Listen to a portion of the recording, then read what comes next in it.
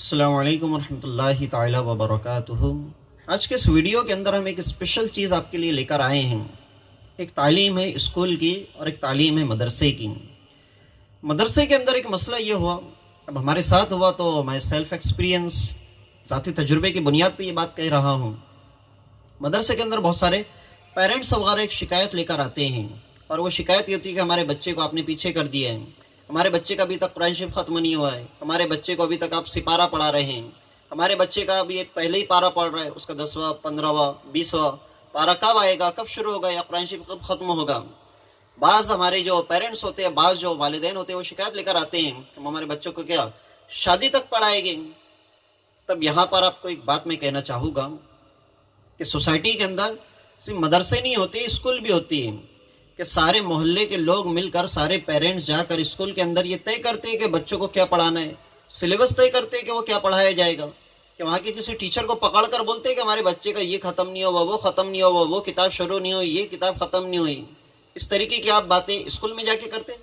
کسی ٹیچر سے آپ پوچھتے ہیں کہ سال بھر آپ پہلی جماعتی پڑھائیں گے، آپ سال بھر کے اندر پہلی دوسری پانچویں 10ویں 12ویں تک آپ سب پڑھا لیجیے، اس طریقے کی آپ باتیں کرتے ہیں۔ اور آپ کو شرم نہیں آتی کہ مدرسے میں آ کے آپ اس طریقے کی باتیں کرتے ہیں کہ ہمارے بچے کا قرآن شریف ختم نہیں ہو رہا، کئی دن سے ہی کہ سبق چل رہا ہے، کئی دن سے آپ تھوڑا تھوڑا سبق پڑھا رہے ہیں، اس کو کلمے یاد نہیں، اسے سورہ یاد نہیں۔ ارے بھائی، مدرسے کا بھی کوئی نصاب تعلیم ہوتا ہے، مدرسے کے اندر بھی مسلسل تعلیم کا ایک نصاب ہوتا ہے۔ اسی طریقے سے مدرسوں کے اندر بھی پڑھائی لکھائی ہوتی ہے، مدرسے کے اندر پڑھایا جاتا ہے۔ ہاں، یہاں پر ایک بات میں ضرور کہنا چاہوں گا کہ ہمارے بہت سارے مکتب ایسے ہیں جہاں پہ کوئی نظام نہیں ہوتا ہے، جہاں پہ کسی طرح کا کوئی سلیبس نہیں ہوتا ہے، بس بچے آتے ہیں اور اپنے طور سے اپنے طریقے سے پڑھ کے چلے جاتے ہیں۔ وہی رسم و رواج والا، وہی پرانا ہمارا جو روایتی طریقہ ہے، وہ آج تک ہمارے کئی مدرسوں کے اندر، مکتب کے اندر چلا آ رہا ہے، تو اس کے اندر بھی چینجز لانے کی ہماری ضرورت ہے۔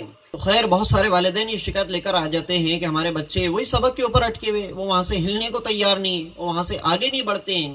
تو والدین سے میں ریکویسٹ کرتا ہوں کہ آپ جس طریقے سے مدرسے کے اندر آ کے اپنی دادا گیری چلاتے ہیں اور مدرسے کے اندر آپ پوچھ پرچھ کرتے ہیں، آپ کے اندر اتنی ہمت ہے کہ کسی اسکول کے اندر بھی آپ جا کر بولے، وہاں کا سلیبس آپ جا کے چیک کریں، وہاں کی کیا سالانہ منصوبہ بندی ہے اس کو آپ چیک کریں، ہافلی کوارٹرلی ان کا کیا پلان ہے، 6 منتھ ان کا کیا پلان ہے، ایئرلی کیا پلان ہے، ان کے پاس میں تعلیمی نصاب کیا ہے۔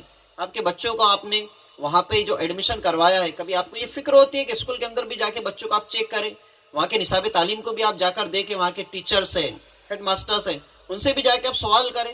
بس آپ کے موڈ میں جب آیا، جب آپ کے غصے نکالنے کا من کرتا ہے، تو آپ ٹارگٹ بناتے ہیں مسجد کے اندر چلنے والے جو مدارس ہیں ان کو، یا مسجد کے ائمہ کو، ائمہ مساجدین کو آپ ٹارگٹ بناتے ہیں، اور آپ کا سارا غصہ وہی نکالنے کے لیے شروع ہو جاتے ہیں۔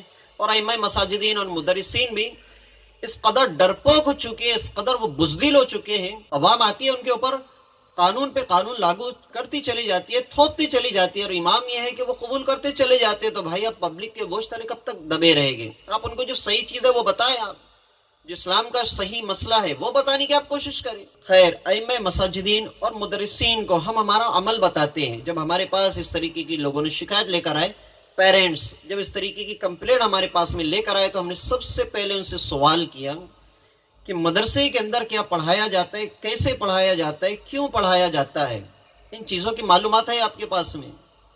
ہم نے ان سے سیکنڈ سوال کیا کہ آپ حافظ ہیں، آپ عالم ہیں، آپ کوئی مفتی ہیں، آپ کہیں مدرسے کے اندر پڑھاتے ہیں؟ انہوں نے کہا کہ ہم نہیں پڑھاتے ہیں۔ پھر ہم نے ان سے یہ کہا کہ آپ نے ہم کو پڑھانے کے لیے رکھا ہے، تو آپ نے ہم کو کسی طرح کا کوئی تعلیمی نصاب بنا کر دیا ہے کہ آپ کو ایک دن میں اتنا پڑھانا ہے، ایک مہینے میں اتنا پڑھانا ہے، سال بھر میں اتنا پڑھانا ہے؟ تو ان لوگوں نے کہا نہیں۔ تو اس کے بعد پھر ہم نے کہا کہ ہم جو پڑھا رہے وہ غلط ہے، تو وہ خاموش ہو گئے۔ پھر ہم نے ان سے یہ کہا کہ ٹھیک ہے، ہم پڑھانا بند کر دیتے، آپ بتائیے اب کس طریقے سے پڑھانا چاہیے، ایک سبق کو کتنے دن میں پڑھانا چاہیے، کیسے پڑھانا چاہیے، اور وہ سبق آج ہم نے پڑھا دیا تو اب اسے کل سننا چاہیے نہیں سننا چاہیے، کل میں پڑھانا چاہیے نہیں پڑھانا چاہیے، بہت ساری چیزیں یاد کرنے کی رہتی ہے، اسے یاد کرانا چاہیے نہیں کرانا چاہیے۔ تو سارے پیرنٹس بالکل ہکا بکا ہو گئے، خاموش ہو گئے۔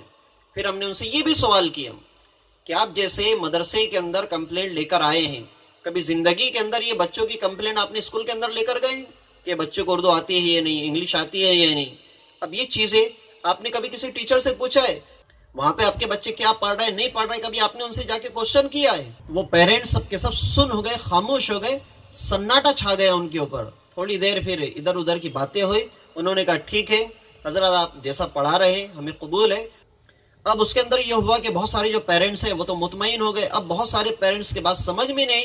अब बहुत सारे पेरेंट्स बोलना तो चाहते थे लेकिन वो सब बोल नहीं पाए। ये तमाम रुदात सुनाने का मकसद हमारा ये है कि आइम्मा मसजिदीन मुदर्रिसीन अपनी आवाज़ को हलक के बाहर निकालें और लोगों को बताएं, लोगों को समझाएं कि तालीम क्या होती है, इल्म क्या होता है, कुरान की तालीमात किसे कहते हैं, तालीमात रसूल क्या होती है, और तालीमात रसूल को आपने हासिल किया है तो उसका इम्प्लीमेंट कैसे किया जाता है, लोगों को कैसे सिखाया जाता है, बच्चों को कैसे पढ़ाया जाता है, ये आपको बताना है। ना कि सोसाइटी के सड़क छाप लोग आके आपको सिखाएगी कि दीन कैसे पढ़ाना है, कुरान कैसे पढ़ाना है। आप कब सिखाएंगे? मदरसे से आपने डिग्री लेकर आई है, डिप्लोमा लेकर आए, काई के लिए लाया है? ताकि मोहल्ले के लोग या सड़क छाप सड़क पे चलने वाला इंसान आपको सिखाए आके कि आपको कैसे पढ़ाना है, क्या सिखाना है। तो ये तमाम चीज़ें भाई आप समझने की कोशिश करें, अपनी आवाज़ को बुलंद करना सीखें और लोगों को भी आप समझाने की कोशिश करें।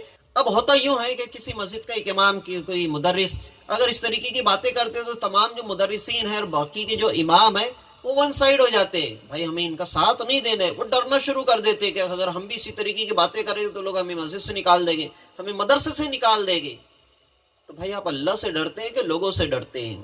और सोसाइटी के अंदर तो अक्सर व बेशतर ये देखने में आता है कि आज हमारे दिलों के अंदर अल्लाह तबारक व तआला का खौफ कम है, ट्रस्टियों का ज़्यादा है, मेम्बरान का ज़्यादा है और लोगों का ज़्यादा है। इसीलिए मैं मसाजिदीन मुदर्रिसीन आज जलील ख्वार हो रहे हैं।